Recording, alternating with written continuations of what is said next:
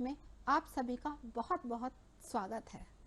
बच्चों, आप सभी ने आकाश में पक्षियों को उड़ते हुए तो देखा ही होगा। क्या आपने कभी सोचा है कि यह पक्षी हमेशा उड़ते ही रहते हैं? क्या ये कभी आराम नहीं करते? क्या ये कभी थकते नहीं हैं या ये ठहरते नहीं हैं?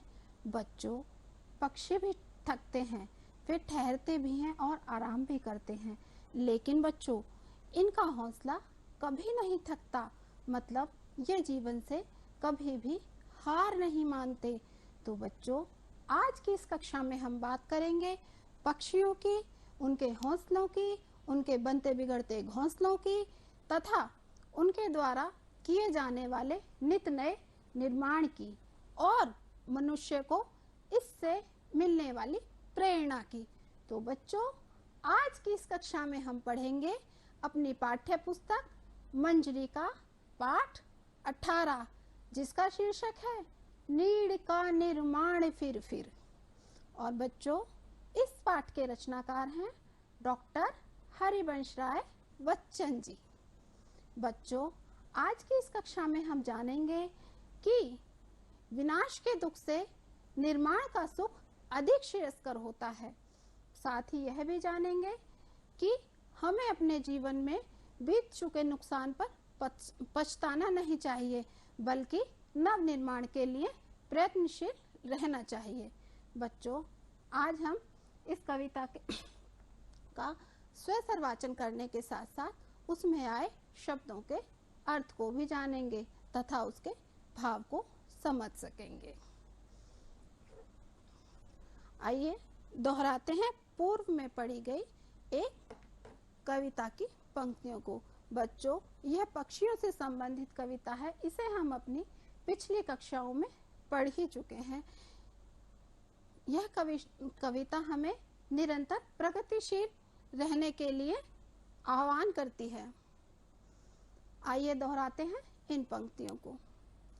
खग उड़ते रहना जीवन भर, खग उड़ते रहना जीवन भर, भूल गया है तू अपना पथ, भूल गया है तू अपना पथ, और नहीं पंखों में भी गति, और नहीं पंखों में भी गति, किंतु लौटना पीछे पथ पर, किंतु लौटना पीछे पथ पर, अरे मौत से भी है बदतर, अरे मौत से भी है बदतर। खग उड़ते रहना जीवन भर, खग उड़ते रहना जीवन भर। मत डर प्रलय झकोरों से तू, मत डर प्रलय झकोरों से तू, बड़ आशा हलकोरों से तू, क्षण में अरिदल मिट जाएगा, क्षण में अरिदल मिट जाएगा, तेरे पंखों से डरकर, खग उड़ते रहना जीवन भर, खग उड़ते रहना जीवन भर। बच्चों, यह पंक्तियां हमें जीवन में निरंतर क्रियाशील रहने का संदेश देती हैं। इन पंक्तियों में पक्षी के माध्यम से मनुष्य को निरंतर प्रगतिशील रहने का संदेश दिया गया है। इसका आशय आप समझ ही गए होंगे। इन पंक्तियों में कहा गया है कि हे मनुष्य रूपी पक्षी, तू निरंतर अपने प्रगति के पथ पर चलते रहना। यदि तुम अपना पथ भूल भी जाओ और तुम्हारे पंखों में भी गति न रह जाए, तब भी तुम पीछे मत लौटना, क्योंकि पीछे लौटना तुम्हारे लिए मौत से भी बुरा होगा और तुम निरंतर प्रगतिशील बने रहना। मत डर प्रलय झकोरों से, सर्वनाश करने वाले झोंकों से तुम कभी मत घबराना, कभी मत डरना, और उम्मीद की लौ के साथ, आशा की किरण के साथ आगे ही आगे बढ़ते जाना। तुम्हारे जो दुश्मन का दल है, तुम्हारे दुश्मन क्षण भर में, पल भर में नष्ट भ्रष्ट हो जाएंगे तुम्हारे पंखों से पिसकर। खग उड़ते रहना जीवन भर। हे मनुष्य रूपी पक्षी, तुम निरंतर अपनी प्रगति के पथ पर बढ़ते रहना। हिंदी साहित्य रचनाकारों में डॉक्टर हरिवंश राय बच्चन जी बहुत लोकप्रिय कवि हैं। इनका जन्म 27 नवंबर 1907 ईस्वी को प्रयाग में हुआ था। प्रमुख रचनाएं हैं मधुशाला, मधु कलश, निशा निमंत्रण, एकांत संगीत, सतरंगिणी, क्या भूलूं क्या याद करूं, दो चट्टानें प्रसिद्ध हैं। और बच्चों 1968 में इन्हें भारत सरकार द्वारा साहित्य अकादमी पुरस्कार से भी सम्मानित किया गया तथा 1976 में इनको पद्म भूषण सम्मान दिया गया। बच्चों सम्मान इनको शिक्षा और साहित्य जगत में उत्कृष्ट कार्य करने के लिए प्रदान किया गया। बच्चों इनका निधन 18 जनवरी सन 2003 को मुंबई में हुआ। आइए जानते हैं कि यह इस कविता में नीड़ का निर्माण फिर कविता में क्या संदेश देना चाहते हैं। बच्चों यह कविता इनकी काव्यकृति सतरंगिणी से उद्धृत है। नीड़ का निर्माण फिर। बच्चों इस कविता में कवि का जीवन के प्रति उल्लास और उत्साह झलक रहा है। वह मनुष्य के जीवन में इस कविता के माध्यम से जोश और उमंग भर देना चाहते हैं। वे मनुष्य को नव निर्माण के लिए प्रेरित कर रहे हैं, उसके हृदय में चेतना के बीज बो देना चाहते हैं। आइए करते हैं इस कविता का वाचन। नीड़ का निर्माण फिर। बच्चों जैसा कि आपको पहले बताया जा चुका है पिछली कक्षाओं में कि पद्य रचनाएं हमारी गेय रचनाएं होती हैं और इनमें भावों की प्रधानता होती है। तो बच्चों आइए करते हैं इसका गायन। नीड़ का निर्माण फिर। नीड़ का निर्माण फिर, नेह का आह्वान फिर। नीड़ का निर्माण फिर, नेह का आह्वान फिर। बह उठी आंधी की जग में, छा गया सहसा अंधेरा। धूल धूसर आंधियों ने भूमि को इस भांति घेरा। धूल धूसर आंधियों ने भूमि को इस भांति घेरा। रात सा दिन हो गया फिर, रात आई और काली। रात सा दिन हो गया फिर, रात आई और काली। लग रहा था अब न होगा इस निशा का फिर सवेरा। लग रहा था अब न होगा इस निशा का फिर सवेरा। रात के उत्पात भय से भीत जन जन भीत कण कण। रात के उत्पात भय से भीत जन जन भीत कण कण। किंतु प्राची से उषा की मोहिनी मुस्कान फिर। किंतु प्राची से उषा की मोहिनी मुस्कान फिर। नीड़ का निर्माण फिर, नेह का आह्वान फिर। बह चले झोंके कि कांपे भीम कायावान भूधर। बह चले झोंके कि कांपे भीम कायावान भूधर। जड़ समेत उखड़ पुखड़ कर उड़ चले टूटे विटपवर। जड़ समेत उखड़ पुखड़ कर गिर पड़े टूटे विटपवर। हाय तिनको से विनिर्मित, हाय तिनको से विनिर्मित घोंसलों पर क्या न बीती। हाय तिनको से विनिर्मित घोंसलों पर क्या न बीती। डगमगाए जब कि कंकड़, डगमगाए जब कि कंकड़ ईंट पत्थर के महल पर।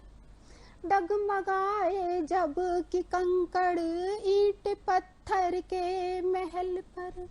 बोले आशा के विहंगम किस जगह पर तू छिपा था। बोले आशा के विहंगम किस जगह पर तू छिपा था। जो गगन पर चढ़ उठाता, जो गगन पर चढ़ उठाता गर्व से निज वाक्ष, फिर नीड़ का निर्माण, फिर नेह का आह्वान, फिर नीड़ का निर्माण, फिर नेह का आह्वान, फिर। बच्चों, यह कविता जीवन में हमें प्रगति के पथ पर चलने के लिए आह्वान कर रही है, प्रेरित कर रही है, हमें बुला रही है, हमें जीवन में हुए नुकसान पर पछताने की बजाय नवनिर्माण करने का संदेश दे रही है। बच्चों, आइए देखते हैं कविता में प्रयुक्त हुए शब्दों के अर्थ को। बच्चों, कविता का नाम ही है नीड़ का निर्माण, फिर नीड़ किसे कहते हैं? नीड़ का अर्थ होता है घोंसला, चिड़ियों का घर। निर्माण करना, रचना करना, बनाना किसी चीज को। जैसे चिड़िया अपना घोंसला बनाती है, मनुष्य अपना घर बनाते हैं ना। आप भी अपने लिए कभी कभी छोटी छोटी खिलौनों का निर्माण करते हैं। कुछ बच्चे 4 पंक्तियां लिख के कविता का निर्माण करते हैं। नीड़ मतलब किसी नई चीज का रचना करना। नेह मतलब स्नेह, प्रेम। आह्वान करना, बुलाना, आमंत्रण देना, किसी चीज के लिए उकसाना। धूलि धूसर मतलब धूल से भरा हुआ। भांति का अर्थ होता है बच्चों प्रकार। निशा शब्द का प्रयोग कविता में हुआ है। निशा का अर्थ है रात्रि। उत्पात मतलब उपद्रव या अशुभ सूचक। भीत कहते हैं ना कि वह भयभीत हो गया, ये वही भीत है, भयभीत वाला भयभीत, डरा हुआ, भयभीत।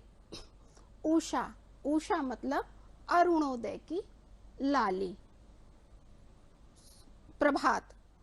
विटप मतलब पेड़, वृक्ष। प्राची कहते हैं बच्चों पूर्व दिशा को, वह दिशा जिसमें सूर्य उदय होता है। विनिर्मित करना किसी चीज को फिर से बनाना या निर्माण करना। निर्माण किया हुआ। विनिर्मित का अर्थ है निर्माण किया हुआ। डगमगाए मतलब हिल गए। डगमगाए, जैसे कभी भूकंप आता है, आपने देखा होगा, है ना। तो भूकंप आता है तो क्या होता है, पृथ्वी थोड़ी देर के लिए, कुछ समय के लिए, सेकंड भर के लिए या मिनट के लिए हिल जाती है। तो वो क्या होती है, डगमगा जाती है। अपनी जगह से हिल जाना किसी वस्तु का, उसको कहते हैं डगमगाना, हिल जाना। विहंगम, बच्चों पक्षी को विहंगम भी कहा जाता है। विहंगम का अर्थ है पक्षी। वक्ष कहते हैं सीना, छाती को। भीम का अर्थ तो आप जानते ही हैं, है ना। भीम बहुत विशाल देखने में, भारी शरीर वाले। काया मतलब शरीर। भीम कायावान, भारी शरीर वाले। भू मतलब पृथ्वी, धर मतलब धरना, यानी कि भू पर धरा हुआ, अर्थात क्या हो सकता है, पहाड़ और पर्वत। भूधर का अर्थ है पहाड़ और पर्वत। बच्चों, अभी हमने यह कविता पढ़ी। यह मनुष्य के जीवन में चेतना भरने की कविता है, मनुष्य को जागृत करने की कविता है, उसे नवनिर्माण के लिए प्रेरित करने की कविता है।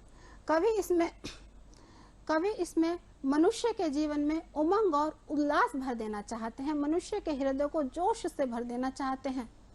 तो आइए जानते हैं इसके अर्थ को। नीड़ का निर्माण फिर नीड़ का निर्माण फिर नेह का आह्वान फिर बह उठी आंधी की जग में छा गया सहसा अंधेरा, धूल धूसर बादलों ने भूमि को इस भांति घेरा, धूल धूसर बादलों ने भूमि को इस भांति घेरा, रात सा दिन हो गया, रात सा दिन हो गया, फिर रात आई और काली। बच्चों, कभी कभी आंधी आती है, तूफान आता है, आपने देखा होगा कि दिन में भी अंधेरा छा जाता है, हो जाता है ना ऐसा, है ना। और क्या होता है, आंधी में बहुत तेज धूल उड़ती है और हम सब क्या करते हैं, अपने खिड़की दरवाजे बंद कर लेते हैं, है ना, कि धूल ज्यादा अंदर ना आए। तो इसी प्रकार का दृश्य कवि ने इसमें लिखा है कविता में। रात सा दिन हो गया, फिर रात आई और काली, लग रहा था अब न होगा इस निशा का फिर सवेरा। लग रहा था अब न होगा इस निशा का फिर सवेरा। बच्चों, यहाँ निशा का अर्थ कवि ने मनुष्य के जीवन में आने वाले दुखों से लिया है। आता है ना, कभी कभी हमारे जीवन में भी ऐसा समय आता है कि हम निराश हताश हो जाते हैं और सोचते हैं कि अब कुछ नहीं हो सकता इसका, और हम उस पर विचार करने लगते हैं कि अब करें तो क्या करें। कवि ने ऐसी ही परिस्थितियों से हमें उभारने की बात की है और प्रगति के पथ पर चलने के लिए अग्रसर रहने की बात की है। बच्चों, प्रस्तुत पंक्तियां हमारी हिंदी की पाठ्य पुस्तक मंजरी की नीड़ का निर्माण फिर कविता से उद्धृत है। इसके रचयिता डॉक्टर हरिवंश राय बच्चन जी हैं। बच्चों, प्रस्तुत पदखंड में कवि मनुष्य को पक्षी का प्रतीक मानते हुए कहते हैं कि मनुष्य रूपी चिड़िया को सदैव अपने जीवन रूपी नीड़ का निर्माण करते रहना चाहिए। अर्थात, हे पक्षी, अपने नष्ट हुए घोंसले का तू फिर से निर्माण कर और अपने मीठे स्वर से संसार में फिर से प्रेम और स्नेह भर दे। आकाश में आंधी के उठने से अचानक अंधेरा हो गया है। आकाश में आंधी के उठने से अचानक अंधेरा छा गया है। धूल भरे बादलों ने, आंधी में एकदम से धूल धूल भरी सी हो जाती है ना, चारों तरफ वातावरण धूल में हो जाता है, और धूल भरे बादलों ने पृथ्वी को इस प्रकार घेर लिया है कि दिन में ही रात के समान नजर आने लगा है। होता है ना बच्चों कभी कभी ऐसा कि एकदम काली घटा हो जाती है और दिन में हमें रात जैसा लगने लगता है, रात के समान अंधकार युक्त हो गया है। और यह रात आने वाली सामान्य रातों से भी और ज्यादा काली है, और ज्यादा काली लगने लगी है। ऐसा प्रतीत होने लगा है कि इस रात्रि का अब कभी सवेरा नहीं होगा। कवि कह रहे हैं कि यह रात इतनी काली है, ऐसा लग रहा है इसकी कालिमा से कि अब इस रात का कभी सवेरा नहीं होगा। आगे क्या कहते हैं कवि, आइए देखते हैं। रात के उत्पात भय से, रात के उत्पात भय से भीत जन जन भीत कण कण। रात के उत्पात भय से भीत जन जन भीत कण कण। किंतु प्राची से उषा की, किंतु प्राची से उषा की मोहिनी मुस्कान फिर। बच्चों, रात कितनी भी काली हो लेकिन उसके बाद सवेरा होता है ना, उजाला आ जाता है ना, रात चली जाती है। किंतु प्राची से उषा की मोहिनी मुस्कान फिर नीड़ का निर्माण फिर नेह का आह्वान फिर। बह चले झोंके की कांपे, बह चले झोंके की कांपे भीम कायावान भूधर। बह चले झोंके की कांपे भीम कायावान भूधर। जड़ समेत उखड़ पुखड़ कर, जड़ समेत उखड़ पुखड़ कर गिर पड़े टूटे विटपवर।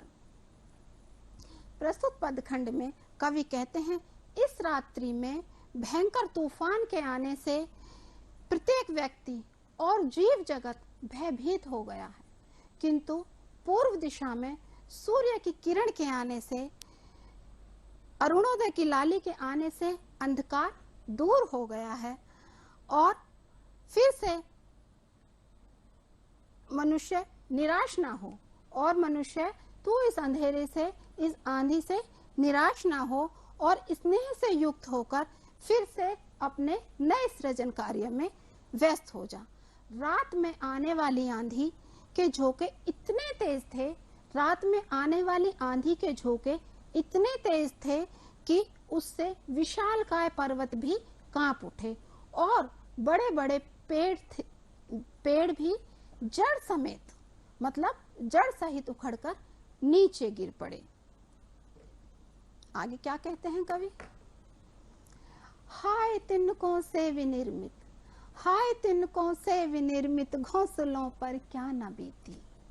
इतनी तेज आंधी थी जिस आंधी में बड़े बड़े पेड़ भी जड़ से उखड़कर नीचे गिर पड़े, तो महीन तिनकों, मुलायम तिनकों से बने हुए घोंसलों की ऐसे में क्या दशा हुई होगी। हाय तिनकों से विनिर्मित घोंसलों पर क्या न बीती, डगमगाए जब की कंकड़ ईंट पत्थर के महल पर। बोल आशा के विहंगम, बोल आशा के विहंगम, किस जगह पर तू छिपा था, जो गगन पर चढ़ उठा था गर्व से निज वक्ष फिर फिर। नीड़ का निर्माण फिर फिर, नेह का आह्वान फिर फिर। कवि कहते हैं कि तेज आंधी के झोंकों के चलने से विशाल आकार वाले पर्वत भी कांपने लगते हैं, बड़े बड़े पेड़ भी जड़ सहित उखड़कर नीचे गिर जाते हैं। तब ऐसे में तिनकों से बने घोंसलों की क्या स्थिति हुई होगी।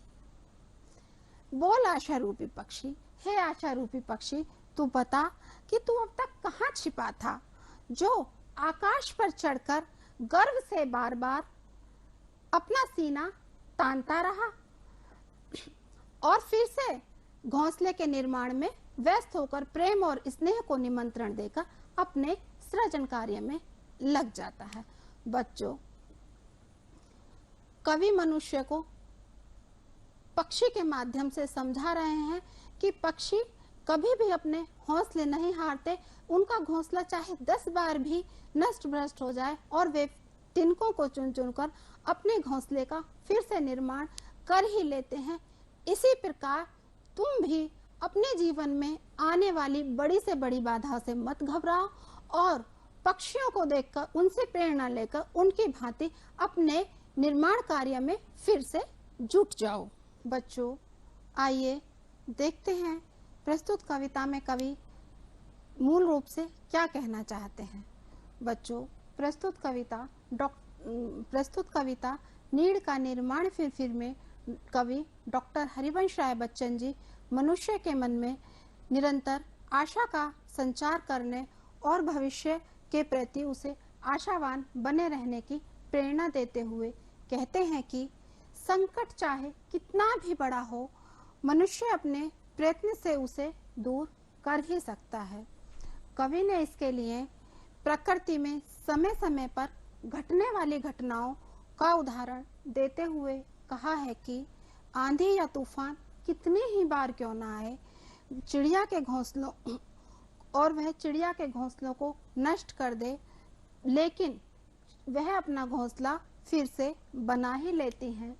रात चाहे कितनी भी काली क्यों ना हो, लेकिन सूर्य सुबह उदय होकर उस अंधेरे को दूर कर ही देता है। हवा चाहे कितनी भी तेज हो, एक नन्ही सी चिड़िया उसके विपरीत दिशा में उड़ान भर ही लेती है। मनुष्य को भी अपनी शक्तियों पर भरोसा रखना चाहिए। बच्चों, कवि का मानना है कि किस्मत भले ही कुछ समय के लिए हमारा साथ ना दे, किंतु निरंतर प्रयत्नशील रहने से भाग्य एक दिन अवश्य उदय होता है। आइए देखते हैं बच्चों कविता से कुछ अंश। बच्चों, कुछ पंक्तियां कवि ने इस कविता में मुख्य रूप से कोट की हैं। आइए जानते हैं उनके अर्थ को। नेह का आह्वान फिर फिर, नेह का आह्वान फिर फिर से कवि का क्या आशय है? नेह का आह्वान फिर फिर से कवि का आशय है स्नेह और आशा से युक्त होकर नए सृजन कार्य में जुट जाना। सतत संघर्ष और निर्माण की क्रियाओं की उपमा कवि ने किससे दी है? सतत संघर्ष और निर्माण की क्रिया की उपमा कवि ने नीड़ का निर्माण फिर फिर और नेह का आह्वान फिर फिर से दी है। रात 7 दिन हो गया, रात 7 दिन हो गया, फिर रात आई और काली से क्या अर्थ है? धूल युक्त बादलों ने धरती को इस प्रकार घेर लिया कि मानो दिन में रात जैसा हो गया और रात का अंधकार और भी अधिक बढ़ गया। जैसे आने वाली रात होती है वो काली होती है, लेकिन यह जो दिन में रात हुई है ये अन्य रातों से अधिक काली है। बोल आशा के विहंगम, किस जगह पर तू छिपा था। कवि पक्षी से सवाल कर रहे हैं। कवि कहते हैं, हे आशा रूपी पक्षी, हे आशा रूपी पक्षी, अब तक तू कहाँ छिपा था जो आकाश पर चढ़कर गर्व से बार बार अपना सीना तानता रहा। बच्चों, आइए कुछ भाषा संबंधी बात करते हैं। बच्चों, आपको यह बात पहले बताई गई थी कि कविताओं में अलंकारों का प्रयोग किया जाता है और कविताएं हमारी भाव प्रधान होती हैं। तो आइए देखते हैं इसमें अलंकारों का किस प्रकार प्रयोग हुआ है। अलंकार, पहले हम समझ ले अलंकार की परिभाषा। अलंकार क्या होते हैं।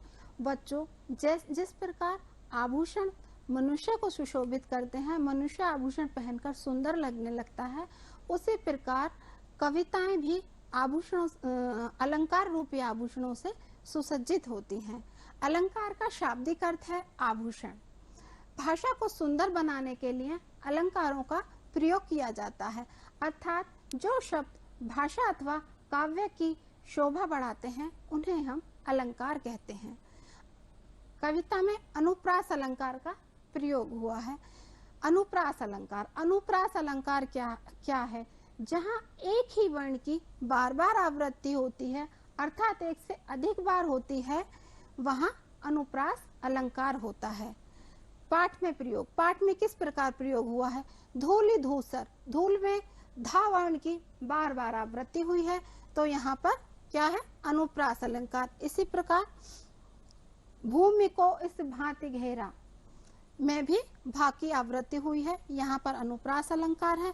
बच्चों, कविता में इस प्रकार प्रयुक्त हुए अन्य शब्दों की आप उनको खोजकर सूची बनाएंगे कि कहाँ पर एक वर्ण की बार बार आवृत्ति हुई है।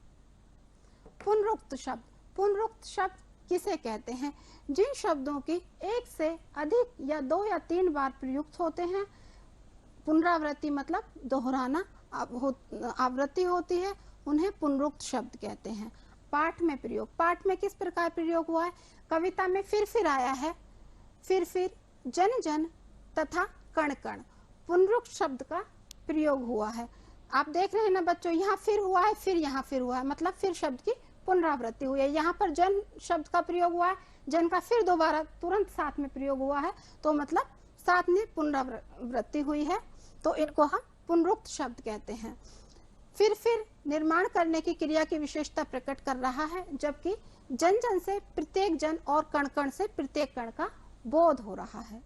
बच्चों, यह कार्य आप स्वयं करेंगे, दिए गए पुनरुक्त शब्दों का अपने वाक्यों में प्रयोग करेंगे। ये दिए गए शब्द हैं घर घर, क्षण क्षण, धीरे धीरे, भाई भाई। इन शब्दों का प्रयोग करके आप लोग वाक्य बनाएंगे। बच्चों, आज की इस कविता से हमने क्या सीखा, आइए देखते हैं। बच्चों, प्रस्तुत पाठ में हमने कविता के महत्व एवं भाव को समझा, साथ ही जाना कि निराशा में आशा का संचार हमें प्रेम और स्नेह के रूप में करना चाहिए। जीवन में आने वाली मुसीबतों से घबराना नहीं चाहिए, बल्कि प्रेम पूर्वक सूझबूझ के साथ आगे बढ़ना चाहिए। बच्चों, हमें जीवन में सब कुछ नष्ट हो जाने पर भी आशा नहीं छोड़नी चाहिए और फिर से नवनिर्माण कार्य में जुट जाना चाहिए। और बच्चों, हमें जीवन में आशावान रहना चाहिए। सकारात्मक रहकर ही हम जीवन में आने वाले अंधेरों को उजालों में बदल सकते हैं, अर्थात आशावान व्यक्ति कभी पराजित नहीं होता। हमें जीवन में सफल होने के लिए प्रकृति का अनुसरण करना चाहिए।